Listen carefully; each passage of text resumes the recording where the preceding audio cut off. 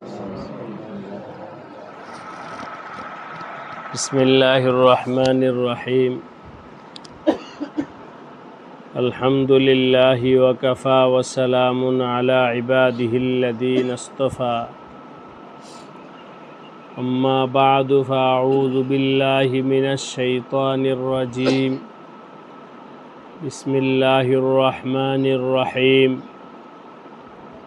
لقد من الله على المؤمنين إذ بعث فيهم رسولا من أنفسهم يتلو عليهم آياته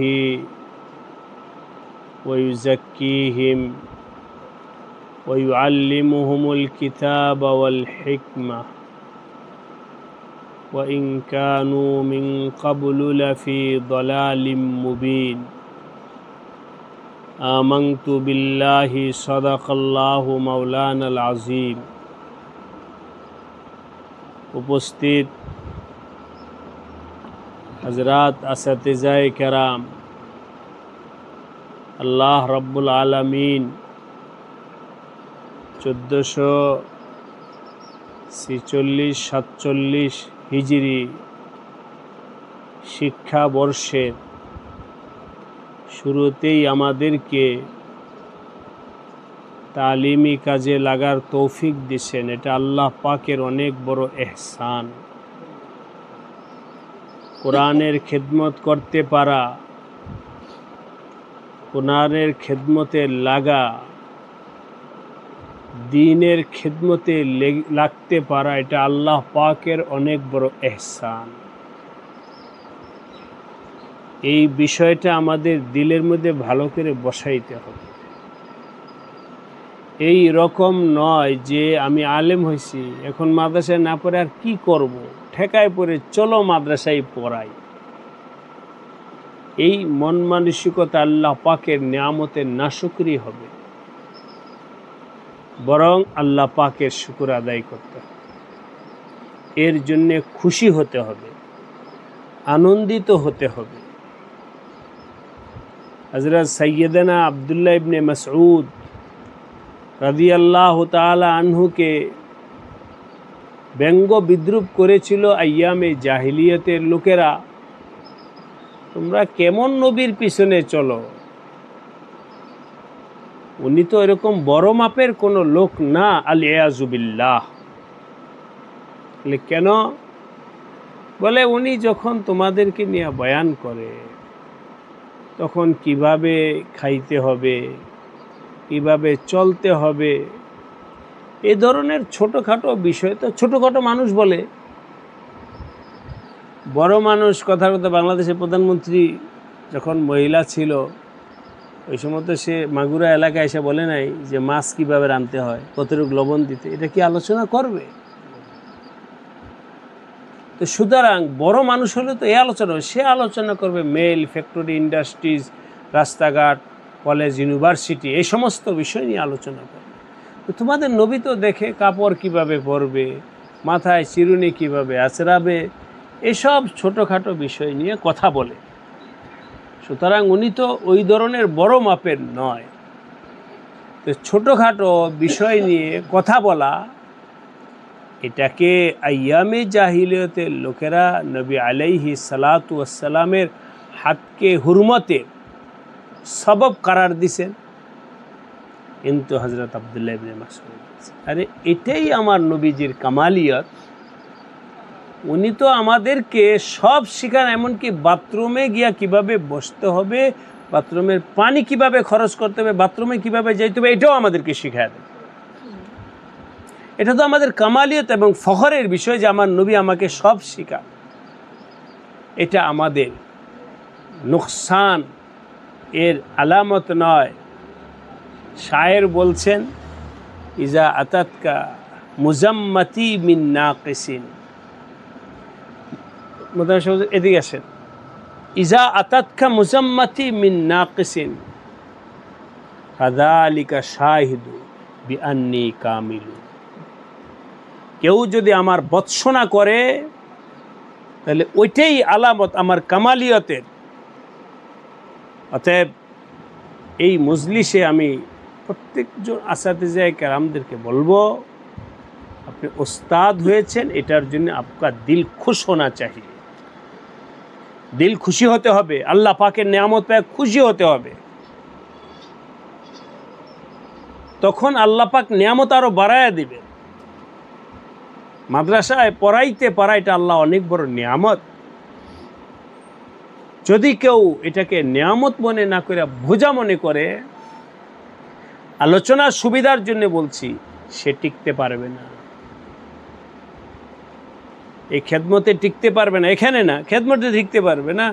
আলিয়াজুবিল্লাহ এরকম বহুত বাকামাল লোক, তাদের শুকুর না থাকার কারণে একটা দোকান চালায়, ম্যানেজারি করে, অমুক করে, তমুক করে। একজন বড় আলেম সমাজ সহি না হওয়ার কারণে বেতনের দিকে তাকায়া একটা দোকানের, বহুত বড় দোকানের পয়সা বেশি, মাদ্রাসায় বেতন পায় 10,000 টাকা, ওখানে বেতন পায় 50,000 টাকা। কাজ কি? ম্যানেজারি করে। চলে গেছে। কয়েক বছর পর হঠাৎ অসুস্থ হয়েছে, মানে ওই চেয়ারে আর বসে থাকতে পারবে না। দেখেন আল্লাহ পাকের কুদরত, চেয়ারে আর বসে থাকে। কারণ দোকানে বসলে তো চেয়ারে বসতে পারে, এখানে তো আপনারা পড়ান, কিছুক্ষণ পড়ান, অন্য ক্লাসে যান, একটু হেলান দিয়া বসতে পারেন, বিভিন্ন হালাত আছে। কিন্তু দোকানে তো আর তা নাই, দোকানে তো চেয়ারে বসে রাখতে হয় ম্যানেজারের। আল্লাহ পাক আবার আসছে, তোরা আমি তখন তাকে বললাম যে আপনাকে আল্লাহ পাক নির্বাচন করছেন কোরআনের খেদমতের জন্য, আর আপনি দুনিয়ার ইসের জন্য গেছেন, এটার শাস্তি তো দুনিয়াতেই আপনি পেয়ে গেছেন। এখন নিয়ত করে মৃত্যু পর্যন্ত খেদমতে থাকবে। তো আমি ইনশাআল্লাহ নিয়ত করলাম, আর ভুল করবো না। মৃত্যু পর্যন্ত আল্লাহ যতদিন হায়াত রাখেন ততদিন এখানেই থাকবে। আল্লাহ আমাদেরকে নিয়ত করার তৌফিক দান করেন। সুযোগ হলে বিদেশ যাবো গা, সুযোগ হলে দোকানদারে ম্যানেজারি করতে যাব, এটা আল্লাহ পাকের নিয়ামতের না কর। আমাদের রাজশাহীর মাওলানা রেজাউল সাহেব চিনবেন, রাজশাহীর একজন বড় ব্যবসায়ী, অনেক পয়সাওয়ালা, সবগুলো ছেলেকে মাদ্রাসায় পড়াইছে। শুধু মাদ্রাসায় পড়াইছে, দেখেন কি বুঝ বড়দের সোহবতের বরকতে। ফারেক হওয়ার পর মালিবাগও পড়াইছে কয়েকজনকে, আমার ছাত্র কয়েকজন। অনেকগুলো দোকান আছে ওনার, এক এক দোকানের ম্যানেজার এক এক ছেলেকে বানাইছে। তবে শর্ত করছেন যে অবশ্যই তোমাকে মাদ্রাসায় পড়াইবে। নিজাম কি, যত পয়সাওয়ালা পুরা রাজশাহী সবগুলো মাদ্রাসারই দান সৎকার হিসাবে সবাই ওনার সাথে, অনেকগুলো মাদ্রাসার সভাপতিও উনি। আপনার মাদ্রাসায় আমার ছেলেকে 2টা কিতাব দিবেন, সকালে ফজর পরে এসে পড়াবে, ফজর পরে দোকান খোলা থাকে না, ফি সাবিলিল্লাহ ফজর পরে এসে পড়াবে, এরপরে গিয়ে দোকানদারি করবে। কারণ ও যদি মাদ্রাসায় পড়ায় তো তার আমলটা ঠিক থাকবে, নতুবা দোকানদারি কইরা ওর লেবাস পোশাক আমল ঠিক থাকবে না। তো আমি পড়াইছি মাদ্রাসায় আমলের জন্যে, তার আমলটা ঠিক রাখার জন্য মাদ্রাসায় পড়াইতে হবে। এই বুঝটা কার? একজন সাধারণ মানুষ। এবং আমি ওনার এই বুঝটাকে মনে করি 100%। আমরা তো এখানে আমরাই আছি, আল্লাহ না করুক, আল্লাহ আমাদেরকে লাইগা থাকার তৌফিক দান করেন। যদি এই লাইন থেকে আলাদা হই, তাহলে আপনি নিজেকে জিজ্ঞাসা করবেন যে আমি জামাতের সাথে 5 ওয়াক্ত নামাজ পড়তে পারবো কিনা। অন্য জিকির আজকারে নাই গেল, জামাতের সাথে আমার 5 ওয়াক্ত নামাজ হবে কিনা, এটা নিজেকে নিজে প্রশ্ন করি। আর অন্য আমল দূরেই রাখলাম। সুতরাং আমার হযরত আসাতিজায়ে কেরাম, দুনিয়াতে টাকা বেশি হওয়া, পয়সা বেশি হওয়া, এটা ইনসানিয়ত এর ফজিলতের বিষয় না। ফজিলতের বিষয় হলো মাইয়ুতিল্লাহ ওয়া রাসূলহু, যে ব্যক্তি আল্লাহ এবং রাসূলের এতাআত করে দুনিয়া থেকে যাইতে পারে, ওনার জীবন হলো কামিয়াব। তাই এই মজলিসে 1 নম্বর আমি কথা বলতেছি যে আল্লাহ পাকের এই নিয়ামতের শুকরিয়া আদায় করার চেষ্টা করবেন, এবং দিল মন সবসময় তৈরি করবেন যে এটার কখনো যেন আমার মাথার হাসিয়া খেলের মধ্যে না আসে, সুযোগ হলে আমি অন্য জায়গায় চলে যাব। অন্য জায়গা বলতে অন্য কাজে চলে যাব, তালিম তরবিয়তের কাজে থাকবো না, এমন যেন কারো দিলের মধ্যে না আসে। আল্লাহ পাক আমাদেরকে তৌফিক দান করেন। যখন আমার দিল এটা হবে, তখন আমার ছাত্র যারা পড়বে তাদেরও ওই মেজাজি হবে। আর যদি আমার মনটা সারাক্ষণ দৌড়ায় যে কোথাও যদি সুযোগ হয় মাদ্রাসায় পড়ানো ছেড়ে দিব, কুল্লু ইনাইন ইয়াতারাশাহু বিমা ফি, পাত্রে যা আছে টপকায়া তাই পড়ে। কোনো না কোনোভাবে ছাত্ররা ওইটা বুঝবেই যে হুজুর ফিকিরে আছে পয়সা কামানের। আপনার ওয়াকার, ইজ্জত, সম্মান ছাত্রদের দিলে থাকবে না। লাঠির বয়ে হয়তো কিছু বলবে না, কিন্তু দিলের মধ্যে হুজুর তো একজন দুনিয়াদার, না বললেও এটা চলেই যায়। এ হলো 1 নাম্বার কথা। দ্বিতীয় নাম্বার কথা হলো এই মাদ্রাসা সম্পর্কে আল্লাহ পাক আপনাদেরকে এখানে আনছে। এক জায়গায় আমি সব সময় থাকবো এটা জরুরি নয়, তবে লাইগা থাকার মধ্যে কামিয়াবি আছে, লাইগা থাকার মধ্যে সফলতা আছে। বয়সের কারণে বিভিন্ন মাদ্রাসার মোহতামি পরামর্শ নিতে আসে। এইবার রমজানে এক মাদ্রাসা, দাওয়ারাল্লাহ মাদ্রাসার মোহতামি আসছে যে হুজুর আরও এক বড় মাদ্রাসা থেকে তাকাজা আসছে, বেতন বেশি, সুবিধা বেশি, এহতেমামের দায়িত্বে যাইতে বলতেছে। এখন আপনি কি বলেন? আমি বলি লাগিয়া থাকো, জেনে আসো উনি জমা থাকো, অত দৌড়াদৌড়ি করার দরকার নেই, জমা থাকো। টাকা পয়সা বেশি দেখে আরেক জায়গায় দৌড় দিও না। ইনশাল্লাহ টাকা পয়সার সাথে ইজ্জতের সম্পর্ক না, ইজ্জতের সম্পর্ক না, জমা থাকো। ইনশাল্লাহ এর ফায়দা নিজে বুঝতে পারবে। ছোট্ট একটা কারগুজারি তাহাদিসে নেয়ামতের জন্য বলি। কাজী শাহুজুর রহমতুল্লাহ আলাইহি একদিন আমাকে ডেকে বললেন যে আপনি ওই মালিবাগ পাশে বাগারবাড়ি মসজিদে 2 ওয়াক্ত নামাজ পড়ান, ইমামতি। হুজুর আপনি বললে পড়াইতেছে, পড়াইতে আস, জুমা পড়ায় না, 2 ওয়াক্ত নামাজ পড়াইতেছে। হুজুর পাঠাইছেন, পড়াইতেছে। আজকে 23-24 বছর হয়ে গেছে।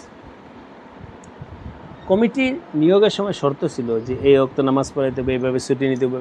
প্রত্যেক জায়গায় তো নিয়ম থাকে। লাইগা থাকার কারণে আলহামদুলিল্লাহ, এটা মাওলানা জানেন। এখন আমার হালাত হলো এই, জুমার নামাজ ছাড়া অন্য কোনো নামাজ পড়ানোর সুযোগ নাই। তাও যখন দেশের বাইরে যাই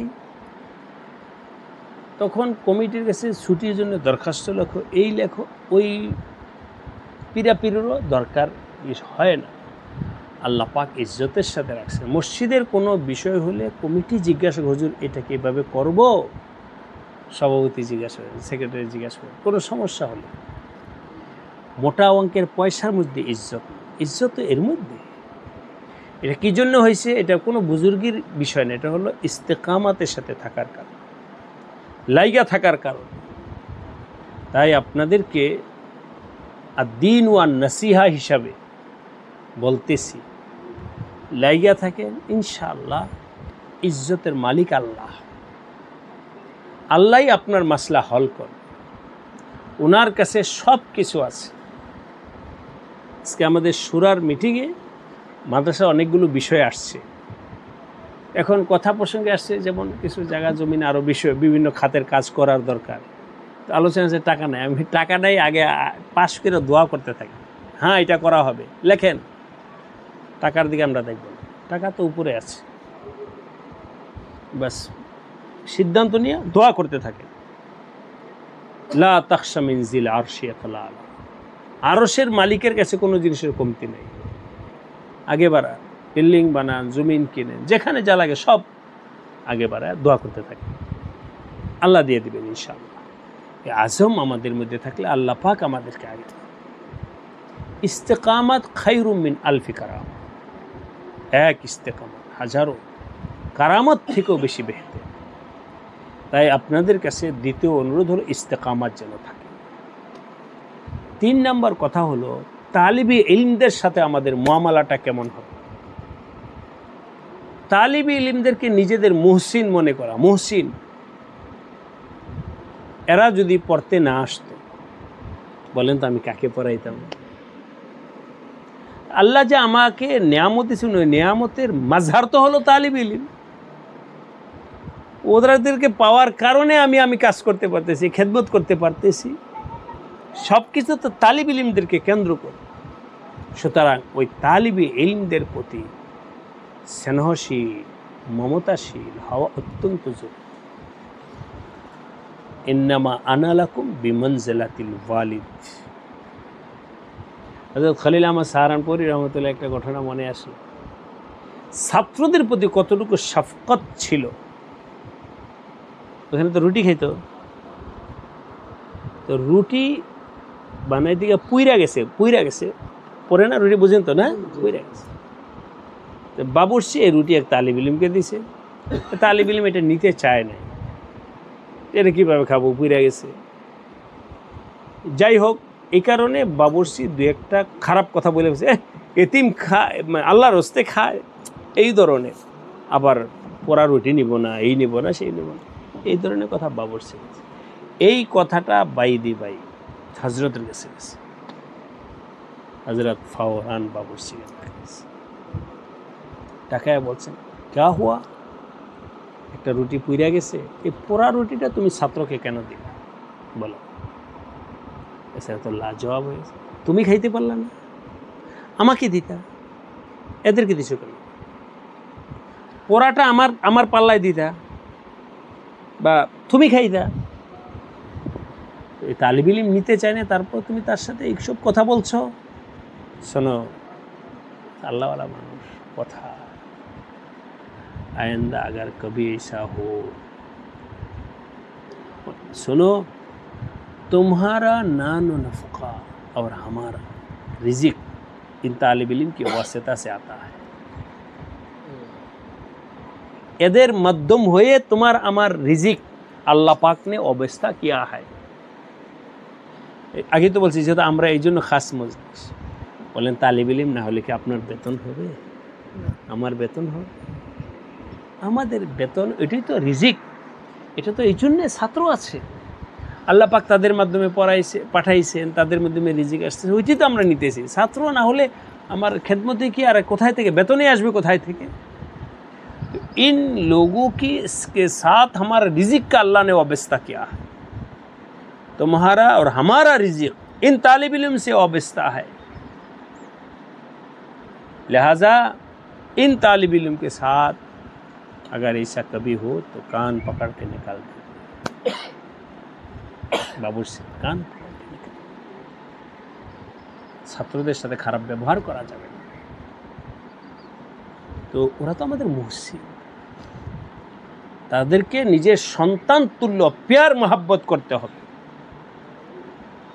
ছাত্রদের প্রতি কেবল নেগেটিভ, যে বর্তমান জামানে ছাত্র খারাপ হয়েছে, ও খারাপ না, ওকে আমার ভালো বানাইতে হবে। প্যার মহাব্বতের সাথে ছাত্রদেরকে পড়ানোর জন্য চেষ্টা করা,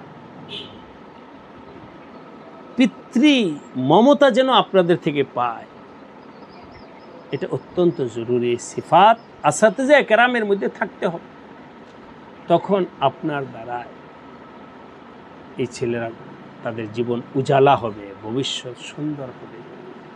রাগ, গোসা, পিটাই, এগুলোর দ্বারায় কখনো কেউ মানুষ বানাইতে পারে না।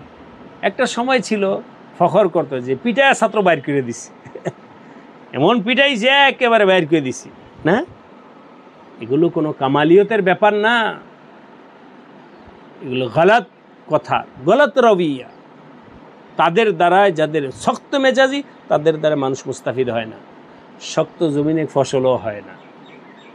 অতএব ফাকুলা লাহু কওলান লাইয়িনা, আমাদের তালিব ইলমদের সাথে আচরণটা যেন মুহাব্বত এবং স্নেহের হয়। এটা হলো 3 নাম্বার। আপোষে সহকর্মীদের সাথে আচরণটা যেন ভালো হয়, কেউ কাউকে ছোটোখাটো মনে করব না। আমি কিতাবখানার উস্তাদ, মক্তবের উস্তাদ না, আমি শাইখুল হাদিস, উনি উর্দু কায়দা পড়ায় না। দুনিয়ার নিজামে বুখারী শরীফ পড়ানেওয়ালার দাম বেশি, উর্দু কায়দাওয়ালা পড়ানোর দাম কম, এটা হলো দুনিয়ার নিজাম। কিন্তু আল্লাহ পাকের কাছে উর্দু কায়দাওয়ালার খেদমতটাও কবুল হইতে পারে, পারে কি না? আমি কি নিয়ে ফখর করতেছি? আপোষে একে অপরের তাজিম তাকরিম, এগুলো অত্যন্ত জরুরি। কেউ কারো গীবত শিকায়েত পরস্পর এগুলো করা ভালো না। একজন আরেকজনকে সালাম দিবেন, সালাম দিলে ইজ্জত কমে না, একজন আরো থেকে ইলমি ইস্তেফাদা নেবেন, আপসের জন্য ইলমি মোজাকারা হয়, ইলমি বহস। বিশেষ করে কিতাবখানার উস্তাদ এই মাসলাটা বুঝে আসেন, হুজুর আপনি একটু বলে দেন, इसमें क्या शर्म की बात है। পরিবেশটা এমন বানাইতে হবে যাতে করে পরস্পর ইলমি মোজাকারা। আমাদের কাজী সাহেব রহমতুল্লাহ আলাইহি বলতেন আমাদেরকে, ছাত্রদেরকে খালি ওয়াজ করেন, পড়ো পড়ো পড়ো, আপনারা পড়েন, আপনারা পড়েন, আগে আপনারা পড়েন। মাগরিবের পর একজন ছাত্র গেছে এক উস্তাদের কাছে, গিয়া থেকে হুজুরের সামনে 5টা কিতাব মোতালা করে, হুজুর গভীর মোতালা, এটা আসর তার দিলে পড়ে। আর ছাত্র গেল, গিয়া দেখে হুজুর মোবাইল টিপতেছে, এটার বদাসরও কি? ছাত্র আমাকে পড়তে দেখে না, তা আমার কথায় ছাত্র পড়বে? পড়বে না। আমার আপনার মাসগালা যদি থাকে কিতাব, চোখে দেখছি হযরত সৈয়দ আরশাদ মাদানী, আর ছোটোকালেও দেখেছি আমি, দেবক যখন পড়েছি, আমাদের হিফজ খান আর একজন মুআম্মার বুজুর্গ ছিলেন, ওদের এখনও মালিবাগ মাদ্রাসার হাফেজ মোশাররফ সাহেব হুজুর আছে, আরশাদ মাদানী হাফেজ সাহেব, ওইটাকেই ওনারা হিফজ খানে পড়ানোটাকে ওনারা কামালিয়ত মনে করেন। দিনভর কোরআন মুখস্থ, কোরআন পড়তে থাকে, দিনভর তেলাওয়াত করেন, দিনভর তেলাওয়াত করেন।